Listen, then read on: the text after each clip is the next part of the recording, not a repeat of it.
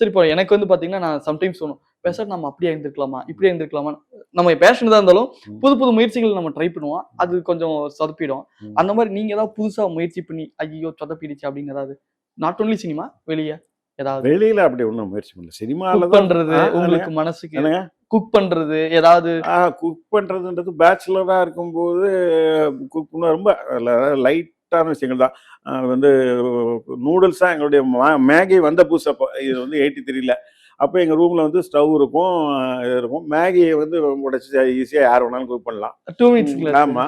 அப்புறம் வந்து என்னன்னா, கொஞ்சம் ஆம்லெட் எல்லாம் கொஞ்சம் இன்னோவேட்டிவா பண்ணுவோம். ஃபார் எக்ஸாம்பிள், நீங்க ஆம்லெட்னா முட்டை போட்டு, ஆனியன் போட்டு, தக்காளி போட்டு இப்படி தான் பண்ணுவீங்க. அத போட்டு ஒரு 1/2 ஸ்பூன் அதில கொஞ்சம் மில்க் போட்டு ஆம்லெட் மில்க் போட்டு பாருங்க. மில்க் போடுங்க. அந்த கலரே ஒயிட்டா இருக்கும். Okay, okay. அதுவே ரொம்ப நல்லாயிருக்கும். கொஞ்சம் டேஸ்டியா இருக்கும்.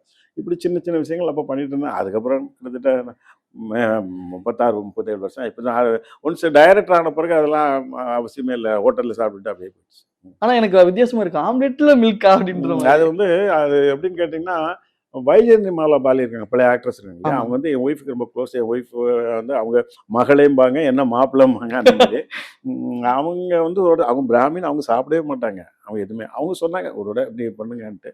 அத பண்ணோம். அது நல்லா இருந்ததுன்னு எல்லாரும் சொன்னாங்க. ஓகே.